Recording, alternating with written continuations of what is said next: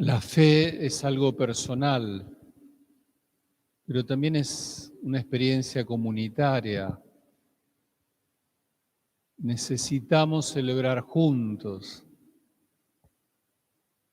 Estar juntos nos ayuda a reavivar la fe personal. Seguramente a ustedes les ha pasado en algún momento de la vida dudar de Dios, perder fe. Y tal vez en esos momentos uno se encuentra con otra persona que le da un testimonio, comenta algo y es como que arrimara una ramita al fuego, ¿no? Y vuelve a encender el fuego de la fe. Necesitamos celebrar juntos, ser comunidad, ser iglesia.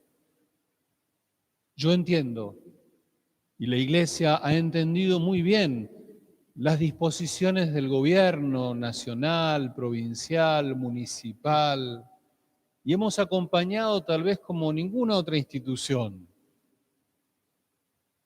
Pero no es posible que se abran bares, se hagan actos públicos y se nos prohíba celebrar la fe.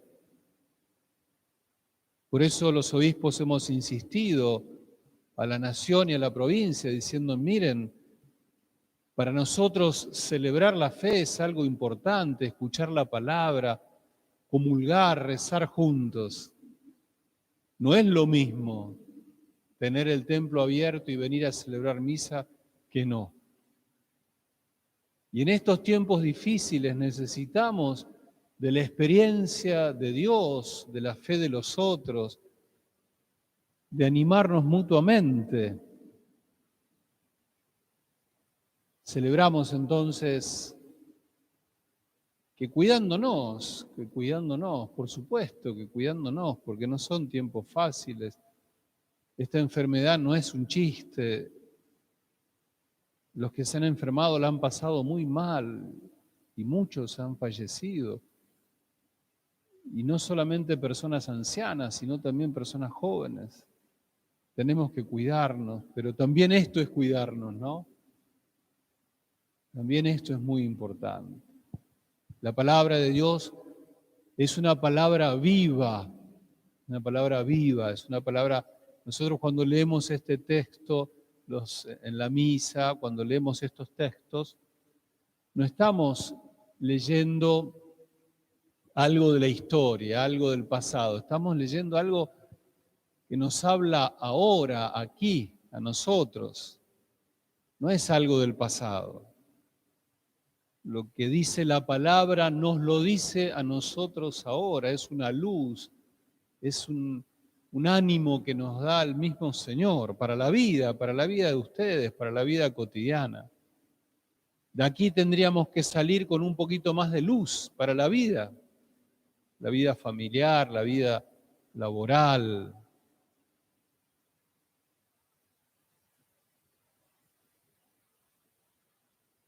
El texto nos habla de que Jesús invita a sus discípulos a cruzar a la otra orilla.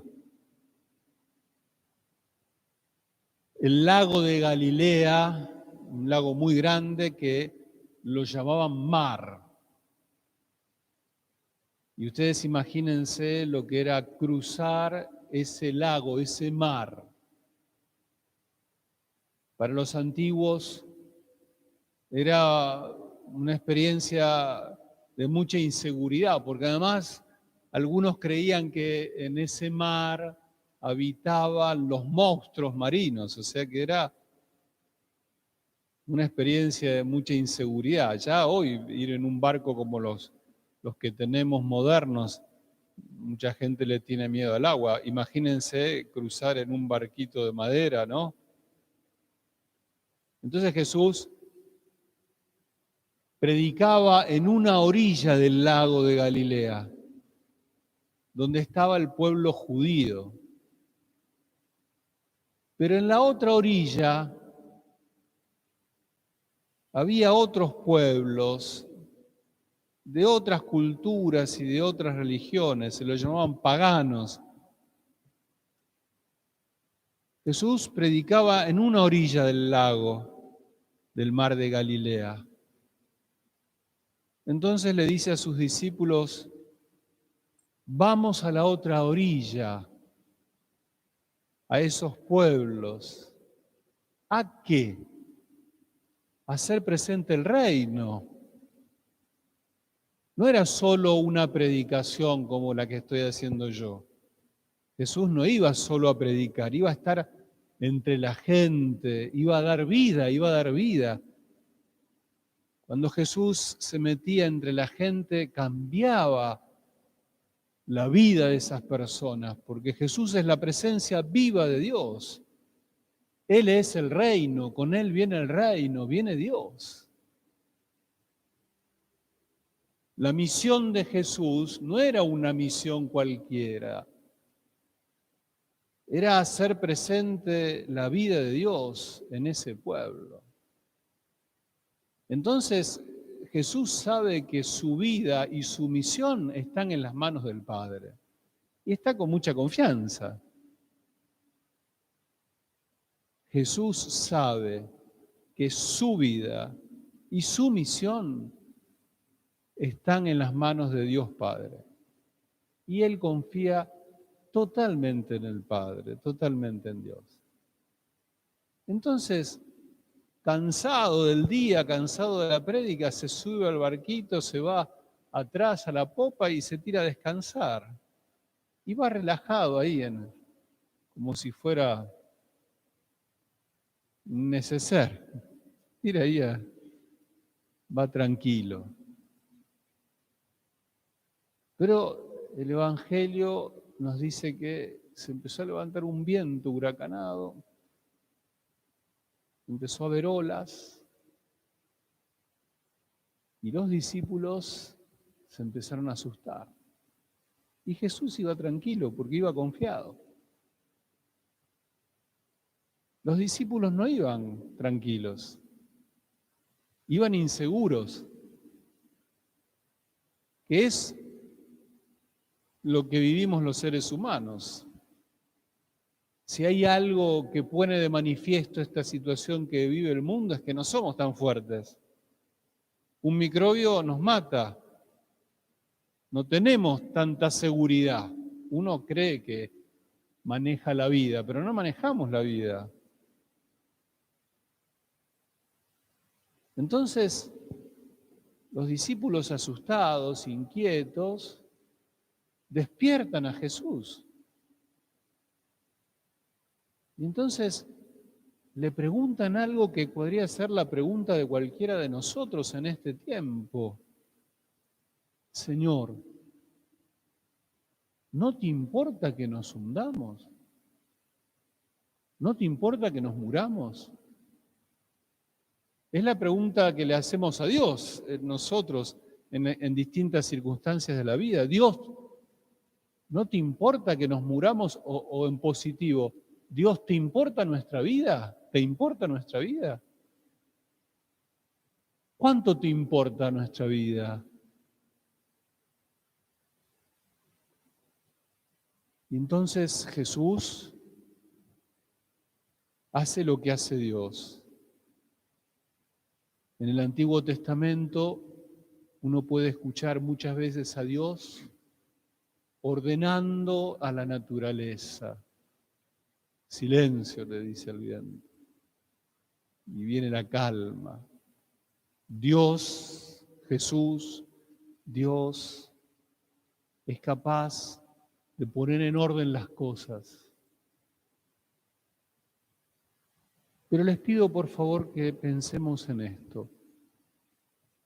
Van cruzando a la otra orilla para hacer presente el reino. Y va Jesús y los apóstoles en la barca, que es el signo de la iglesia. Va la iglesia.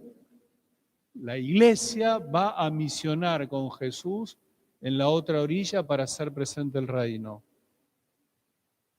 Y se desata una tormenta en medio del lago.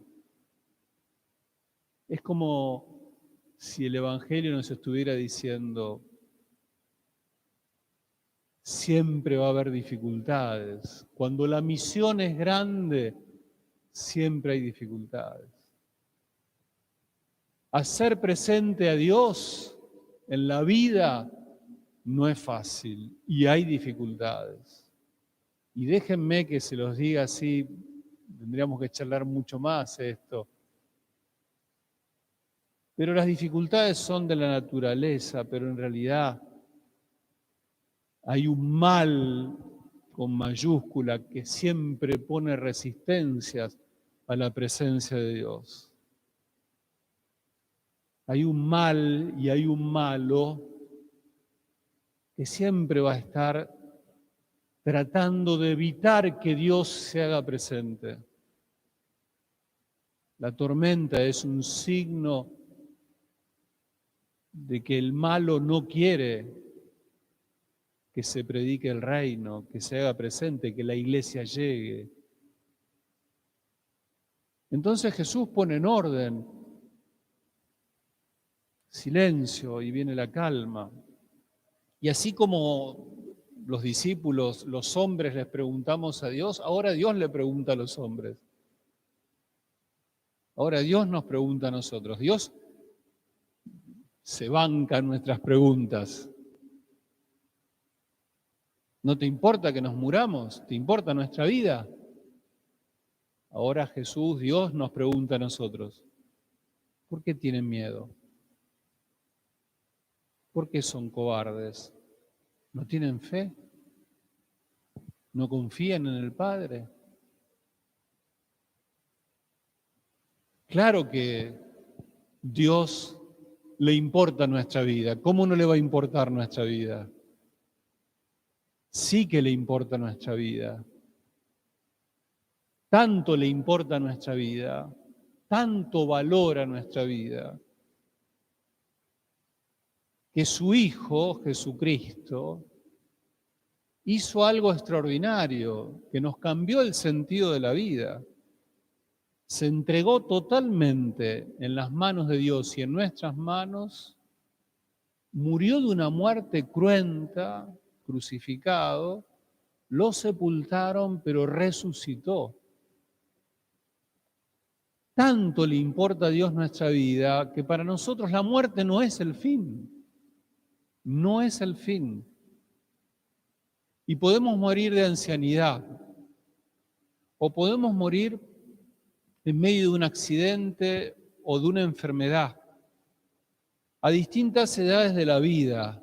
Y nosotros sabemos que la persona que muere no es el fin de su vida. Tanto le importa nuestra vida que nos da la respuesta a la pregunta más difícil que tenemos. ¿Te importa nuestra vida? Sí, me importa. Te doy vida para siempre, te doy vida eterna. No son tiempos fáciles, decía al comienzo, son tiempos difíciles para el mundo, tiempos de transición. Uno agradece los avances de la ciencia, ¿no? En un año tenemos vacuna, vieron que dicen que una vacuna necesita como 12 años, como 10 años, y en un año los laboratorios han trabajado, los científicos siguen trabajando y estamos en un momento de la humanidad muy complejo, pero esto hace 100 años no se hubiese logrado y las pestes hubiesen sido más grandes, como de hecho fueron, ¿no? Imparables, gracias a la ciencia. Pero al mismo tiempo, cuánta pobreza humana, ¿no? Países que acapararon cientos de millones de vacunas. Acapararon, se adueñaron. Laboratorios que comercializaron las vacunas. Plata. O la politización de la vacuna. La vacuna rea de las votaciones futuras. Es decir, mucha capacidad para poder encontrar la sanación, pero cuánto egoísmo humano, cuánto egoísmo, cuánta injusticia. Estamos enfermos en el mundo, y hablo de nuestro país, de la Argentina, no solamente por el virus. El virus es una enfermedad que nos ha puesto de manifiesto otras enfermedades que tenemos que sanar también. La pobreza, la falta de trabajo, una situación económica en algunas familias insostenible. Y entonces, ¿qué puede aportar una comunidad cristiana, queridas hermanas, queridos hermanos? ¿Qué puede aportar esta barca? Acá es como la barca, ¿no? El padre Daniel es el pastor, es como el timonel. Esta es la barca, es la iglesia. En medio de las dificultades, que nos cierran las iglesias, que la abrimos, que podemos, que no podemos, en medio de las dificultades humanas, ¿qué podemos aportar? El Evangelio nos dice, necesitamos aportar a este mundo la confianza en Dios, la fe, confiar en Dios, ponernos en las manos de Dios, como lo hace Jesucristo. Poner la vida en manos de Dios, confiar que Él nos va a sacar de este momento al modo que Dios tiene de ir encontrándole camino a la vida. ¿Qué podemos hacer nosotros como iglesia? ¿Dejar que las dificultades nos hundan, hundirnos con las dificultades? ¿Qué podemos hacer? ¿Nos encerramos, nos callamos o damos testimonio de fe? ¿Qué podemos hacer los sacerdotes, los catequistas, las personas de Cáritas, los que visitan enfermos, ustedes que vienen a celebrar? ¿Qué podemos hacer en la semana? Vivir confiando en Dios, en el Padre, como Jesús. No negamos que la situación es dificilísima, no lo negamos. Y vamos a poner el hombro y vamos a trabajar solidariamente con todos los que trabajan en el mundo para salir adelante. Lo vamos a hacer, pero al mismo tiempo vamos a aportar nuestra confianza en Dios. Nosotros no creemos que Dios nos va a hundir, creemos que Dios nos va a sacar, porque puede hacerlo. Entonces les pido, querida comunidad del Carmen, que se animen a vivir en este tiempo una fe plena, una fe grande, una fe madura. No aflojen en la fe, no aflojen en la confianza en Dios. Cuiden sus palabras, cuiden sus gestos, cuiden sus actitudes. Si la parroquia, si esta comunidad, si esta barca se hunde, si esta barca no es luminosa, muchos en esta ciudad se están perdiendo la fe, la confianza en Dios. Siéntanse responsables en este tiempo de esto. Nosotros no somos responsables de que vengan millones de vacunas, sí somos responsables de sostener la fe en Dios. Esta barca tiene esa responsabilidad. Bueno, vamos a pedirle entonces a Dios que nos regale mucha fe. Especialmente vamos a pedir que esa fe la tengan las personas que en este momento están sufriendo mucho.